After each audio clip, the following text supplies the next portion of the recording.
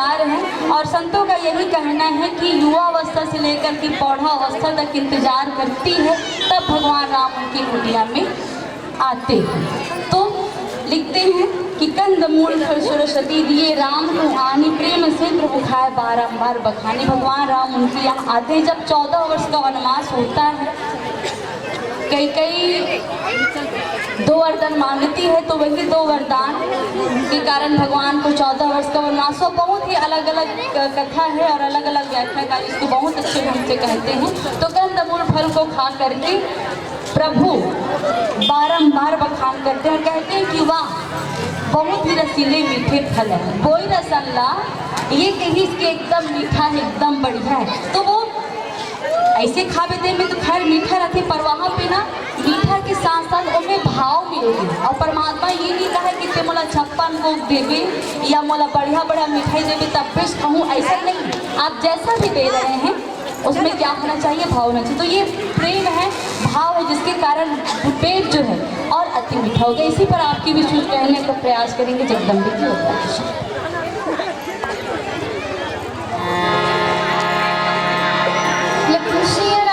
चंद्र शंकर हरिया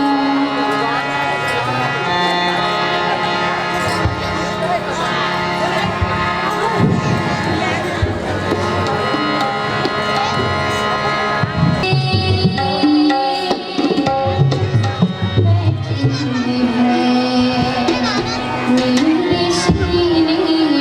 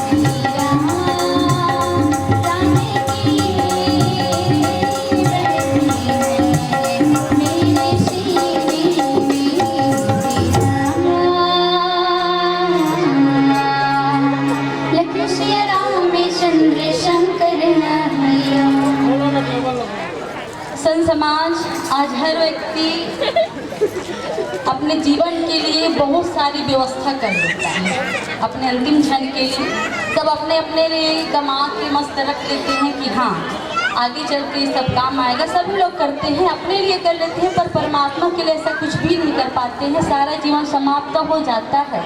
लेकिन विश्व के इतिहास में एक ऐसी पात्रा है जो अपनी सारी जिंदगी भगवानी और प्रेम सहित प्रभु खाए बारंबार बखानी। देखिए भगवान भाव के भूखे हैं, इसलिए माता सबरी के झूठे फलों को ही बड़ी ही प्रेम के साथ भाव के साथ ग्रहण कर लेते हैं, स्वीकार कर लेते हैं। और कहते हैं ना कि प्रेम हो तो हर चीज़ मीठा हो जाता है। और कहते हैं कि घर गुरु गृह प्रिय सदन सासुरे जहाँ तहाँ हुई पहुनाई, और तह तह कहाँ सबरी के फलन की रुचि माधुरी नहीं पाई। और इसी माधुरी को लिखते हैं कि कंद मूल फल सुरस अति। तो देखिए यहाँ पर सुरस शब्द आया है, तो बाबा जी ने सुरस क्यों कहा?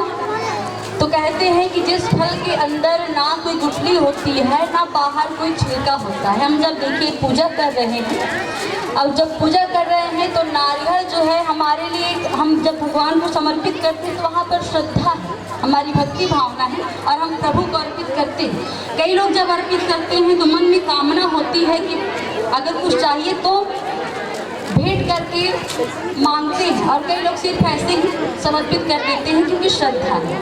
तो बाबा जी ने सुरस क्यों कहा? तो जिस फल के अंदर ना कोई गुठली होती है ना बाहर कोई छिलका होता है। हम जब मंदिर में जाकर के भगवान श्री रामचंद्र जी को एक श्रीफल चढ़ाते हैं, एक नारियल चढ़ाते हैं, तो वहाँ पर कामना की गुठली और प्रदर्शन का छिलका होता है।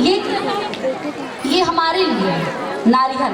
पर माता सबरी के जीवन में ना ही कोई कामना थी और ना ही कोई प्रदर्शन की भावना, कोई दिखावा नहीं, कोई कुछ नहीं। ये नहीं कि हम जैसा कर रहे हैं ना कि हम ये कुछ काम करवा रहे हैं या मैं भागवत करवा रही हूँ तो मेरे द्वारा करवाया जा रहा है, तो अमुक व्यक्ति के द्वारा अमुक काम करवाया जा रहा है। मतलब ऐसा होता है कि जाने लोग, अगर डायरेक्ट कहें तो हम ये चाहते हैं कि लोग जाने कि हाँ अमुक व्यक्ति के द्वारा अमुक काम हो रहा है, प्रदर्शन।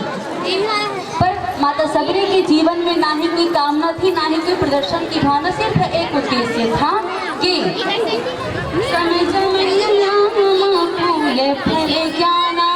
हरिपद रंगी रस वेद बखाना। आप अब देखिए सभी जानते हैं कि वेद जो है उपत्य, संतों ने कहा है कि बद्री फलम उपत्य फलम धात्री फलम सुपत्य फलम। धात्री का मतलब होता है आंवला, और आंवला को सुपथ्य माना गया है। भैया भरत ने भी गुरु वशिष्ठ से कहा कि जानहि तीन काल कर ज्ञाना और जिन्हि विश्व करी बदल समाना। गुरुदेव के हाथों में सारा संसार किसके समान?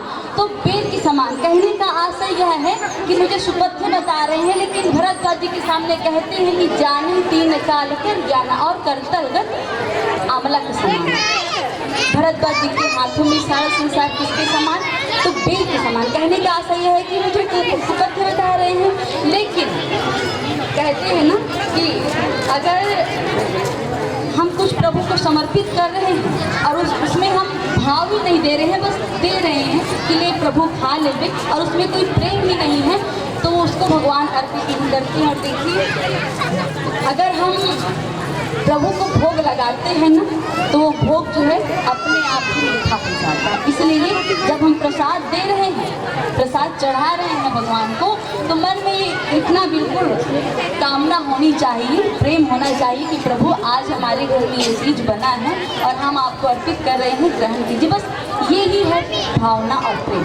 अब देखिए कंदमूल फल को भगवान जब खाते हैं, वो भी जंगल का कंदमूल, जिसमें कहा जाए तो अगर हम ऐसा खाथन ना तो कथन कि कैसन ढंग के दिसेगा, अजीब टाइप के लागे, ऐसे कि मन में भाव है। नॉर्मल से अगर हमरे ढंग के बोल खा देना तो उतना खास मिठाई नहीं, पर भगवान खाई प्रेम के भूखे हैं। भगवान श्री रामचंद्र जी यहाँ देकर पाए कि बिल्कुल खा डरी से, ये नहीं कि इसकी सबरी ते मोलापन जूठा पेड़ खवात, ऐसा नहीं बोलिस कि वाह माँ एकदम मीठा है, एकदम बढ़िया है।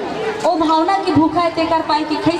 लखन लाल जी महाराज अब का करें, बड़े भैया खात है और मैं हनी खाऊं ते नहीं बनी, मर्यादा पुरुषोत्तम कहेंगे भगवान श्री रामचंद्र जी ला, तो इसने नहीं कहे, वो चीज है उनकी, इसलिए मर्यादा पुरुषोत्तम कहते हैं। अब लखन लाल जी गला पाछू में बैठे हैं, भगवान आगुन खात है, तो सबरी जब खवात तो एकदम देखा कि भगवान के मुला और भगवान भी एकदम खाते। अब लखन लाल रहा सोचते बड़े भैया तो बिना कुछ कहे एकदम मुस्कुरा मुस्कुरा के बढ़िया है, वाह वाह की खात है, मैं यहाँ कैसे खाऊं। काबर शेषनाग के अवतार देखे में एकदम भले सुंदर सलौना है बढ़िया, पर गुस्से ना तो सबरी जूठा बेल जब दिस ना तो सबरी भले ये सोच के दिसे कि भगवान खाते तो ये भी खा ली प्रेम, पर लखन लाल जी महाराज नहीं थे पाछू धाम थे सौ के जथे कि ही सबरी जूठा बेल्हा संजीवनी बूटी के रूप काम है। जब मेघनाथ के बाण लगी मूर्छित होकर के गिरी लखन लाल जी महाराज, तो वही सबरी का जूठा बेल जो संजीवनी बूटी के रूप में काम आता है। तो ये प्रेम है भाई, और प्रेम की भाषा अब भगवान तो समझ लिए, पर जरूरी थोड़ी ना है कि हर कोई प्रेम की भाषा समझ जाए। इसलिए कहते हैं कि परमात्मा जो है सिर्फ भाव के भूखे हैं, उनको और कुछ नहीं चाहिए। अगर हम अपने प्रेम से खीर भी खिला दें और मीठा नहीं है ना, फिर भी मीठा हो जाता है। तो ये सब ये प्रेम है। और कंदमूल खा करके भगवान उनका बारंबार बखान करते हैं, कहते हैं कि बहुत ही मीठा है, बहुत ही मीठा है। और कहते हैं ना कि सुखों के पढ़ाने से गणिका ने बांध लिया, अजामिल ने बांधा है पुत्र के पुकारों से, जूठे मीठे बेरन से सबरी ने बांध लिया गुंजर ने प्रेम की फुहारों से, मुट्ठी भरी चावल से सुदामा ने बांध लिया खूब जाने फूलों के हारों से, गोपियों ने बांध लिया माखन के चाकर में, अरे बांध लिया द्रौपदी ने कच्चे चार तागों से। और ये सब प्रेम है। अब देखिए बहुत दिनों के बाद भगवान उनके यहाँ आते हैं, बहुत लंबा इंतजार की कि हाँ आज नहीं यही तो काली यही, ऐसा मन में भावना और इंतजार जे हाँ हर कोई नहीं कर सके इंतजार ला। हम तो यदि 2 घंटे ज़्यादा हो ही ना तो कहते कि अब तक बेले नहीं बैठा रखे हम मन ला मंच में, ऐसा हमार मन की भावना हो जाती है कैसे अब तक बेले नहीं बैठा, तो हमारा मन हाँ इंतजार नहीं कर सकते। पर माँ सबरी इंतजार के हुए बहुत लंबे वर्षों तक, क्योंकि उनके गुरु ने कहा था कि सबरी तुम्हारे यहाँ भगवान एक दिन आएंगे, इंतजार करना और मन में श्रद्धा रखना। तो भगवान आए, लेट आए पर आए जरूर। और अपनी कुटिया के रास्ते पर उस फूलों को बिछाती से सुबह से शाम तक देखती थी कि कौन जानी केदे बेरा में भगवान के आगमन और घर में हो जाही, ओकर पाए कि अपनी कुटिया के रास्ते पर उस फूलों को बिछाती थी, सुबह से शाम तक देखती थी। और दिन भर में भी अगर ईश्वर का आगमन नहीं होता था तो उसे इस भावना से उठा लेती थी, क्या हुआ आज नहीं तो काली आज ही। और जब आए और पैर को देखे तो पहले तो ये समझ नहीं पाती है कि यही हरे धोखा नहीं खा के मोड़ नजर हुआ। और जब पहचान लेती है ना तो फिर आसन पे बिठाती है और बेर खिलाती है, बहुत प्रेम के साथ भाव के साथ चक चक करके। ये भाव जगत की बात है, जहाँ पर संतों के द्वारा कहा गया है कि बेर को चक चक करके खिलाती है। पर रामचरितमानस में पढ़ते हैं तो स्पष्ट लिखा हुआ है कि अत्यंत रसीले स्वादिष्ट फल कंदमूल फल को भगवान को खिलाती है माता सबरी, और भगवान प्रेम के साथ भाव के साथ ग्रहण कर लेते। ये नहीं लिखा है कि जूठा बेला खवई से, ये भाव जगत की बात है, संत मन के इतिहास। पर रामचरितमानस में लिखे हैं कि रसीले फल को खिलाती है, कंदमूल फल को खिलाती है। इनडायरेक्टली अगर भाव हो जाता है तो संतों ने कहा है। और ये सब भाव जगत की बातें हैं। आइए भजन गाते हैं। मोरे भैया मोरे संगी मोरे साथी मोरे दीदी मोरे भैया मोरे संगी मोरे साथी का बनाया मामा धुलाई पाए हाँ बसी तसला सिया भजन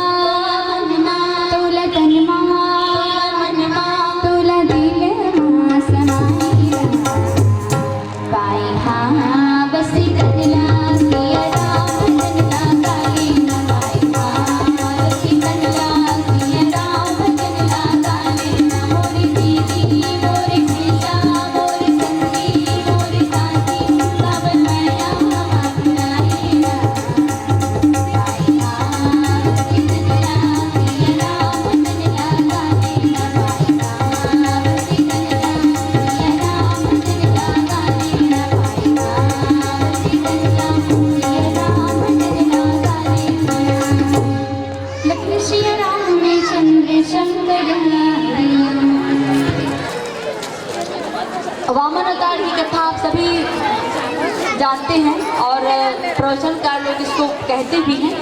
वामन अवतार में भगवान विराट रूप जब बनाए तो बलि के सर पर रखते हैं अपना चरण और फिर एक पैर पाताल लोक में पड़ता है और एक स्वर्ग में पड़ते हैं। तो भगवान ब्रह्मा अपनी साधना रूपी कमंडल की जैसे वामन भगवान का पैर पखारते हैं तो वहीं से भगवती सुरसरी गंगा जी प्रवाहित होती है।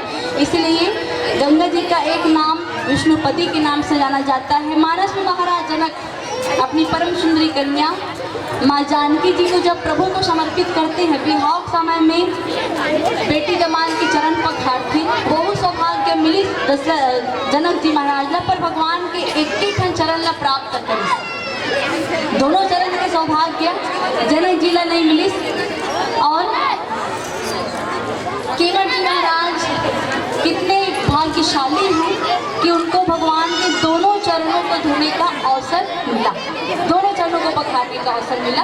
तो जब केवट जी भगवान के दोनों चरणों को जब धोए ना तो लखन नाथ जी महाराज और जानकी जी भगवान ला एकदम गुरी गुरी देखी मैं हाँ जानकी जी कहते मैं हूँ तो धर्म पत्नी हूँ प्रभु, बावजूद मोला एक ठन गोड़ ला दे हस। लखन लाल कहते मैं तो भाई हूँ फिर भी मोला एक ठन ला देस और केवट ला दो ठन गोड़ ला दे हस। इसी की जब किस ना तो भगवान हासिस और फिर किस के अनन्य भक्त हैं और केवट को दोनों चरणों को धोने का अवसर प्राप्त हुआ। कठौता से भगवान के चरणों को धोते हैं और जब भिलिनी माता शबरी के आश्रम में भगवान का आगमन होता है, पदार्पण होता है, तो भिलिनी माता शबरी भगवान के चरणों को अपने नेत्रों के जल से धोती है। पात्र की आवश्यकता नहीं पड़ती ऐसा कहा जाता है। और ये है प्रभु के चरणों को पखारने का अवसर जो आप माता शबरी को आज इस प्रसंग के माध्यम से आपके सामने बोलने का प्रयास की। माता शबरी को प्रभु के चरणों को धोने का अवसर मिला और हमें भी ऐसा अवसर मिलना चाहिए, ऐसा हम भी प्रयास करें। और देखिए जाति पाति को धर्म पढ़ाए धनमल प्रयोजन गुंजत राई भगत बिन नर को है कैसा बिन जलवायु को देखिए। इसके बाद प्रभु माता शबरी को नवधा भक्ति का उपदेश देते हैं। आश्चर्य होता है कि जिस नवधा भक्ति का बखान बड़े बड़े ऋषि मुनि अज्ञानी ध्यानी के पास नहीं करते, प्रभु से हम पानी भक्ति का बखान माता शबरी के पास करते हैं और कहते हैं कि माँ मुझे सिर्फ प्रेम से ही पाया जा सकता है। जिसके पास भक्ति नहीं है वो मनुष्य कैसा है, जैसे जल ही बादल। अगर आप भगवान की भक्ति कर रहे हैं पर सिर्फ दिखाने के लिए है, अंदर में वो प्रेम नहीं है जो चाहिए, तो भगवान उसको कोई औचित्य नहीं देते हैं। और प्रथम भक्ति के बारे में कहते हैं कि नौधा भक्ति कहूँ तो पान सावधान सुन धर्म मान। ये जो प्रसंग है माता सबरी का बहुत ही कहा जाए अनूठा प्रसंग है, और नौधा भक्ति जो भगवान ने उनके सामने कही है बहुत ही स्पेशल है। और सत्संग करने के लिए जब बैठते हैं तो कहा जाता है कि जहाँ पर हमारा शरीर है वहाँ पर हमारा मन भी होना चाहिए, तभी कथा सुनने का अर्थ होता है। शरीर यहाँ बैठे, मन के चना बूट में गुपचुप में घट डहान तक 2:30 बज गए 3:30 बज गए खाबो, तो ऐसा कथा सुने के कोई अर्थ नहीं है। तेकर से कहेगी से चाहे मैं बैठे रहा हूँ कथा सुने पर, चाहे कोई बैठे रहा है, कथा सुने की वही अर्थ है। और वही अच्छा कथाकार कथा जो सुनने वाला होकर लेके ही जाते कि जहाँ पर हमारा शरीर है वहाँ पर हमारा मन भी हो, तभी कथा सुनने का अर्थ होता है। और ज़्यादा कुछ न कहते हुए, हर कण कण में है राम बसे, हर श्वास श्वास में सीता है, हर कंकड़ कंकड़ शंकर है, हर प्राण प्राण में गीता है, जीवन की धड़कन रामायण, पग पग बनी पुनीता है, सिया राम नहीं है श्वासों में, तो प्राणों का घर रीता है। भगवान अपने चरण में हमको जगह दे, सद्बुद्धि दे, बस यही प्रार्थना करते हुए। और कुछ बोले वो मैं एक आठ खन उल्टा सीधा हो गए हो एक बार क्षमा मांगत हूँ। काबर अप्रैल के बाद आज ही मंच बैठे हैं, कोई प्रैक्टिस नहीं, कोई रिहर्सल नहीं, डायरेक्ट मंच में आ गए हैं। हो सकता है कुछ गड़बड़ वड़बड़ होगी, सो एक बार क्षमा चाहूँ, तो सबो जान ले। एक भजन के पश्चात आपसे विदा।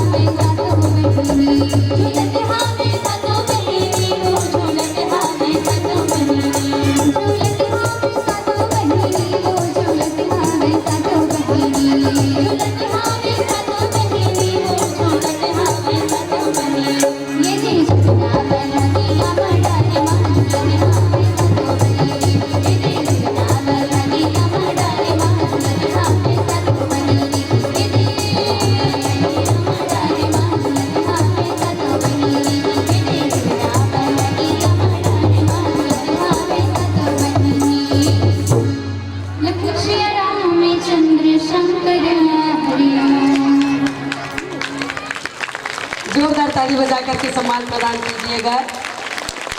अभी आप सुन रहे थे सरस्वती वंदना।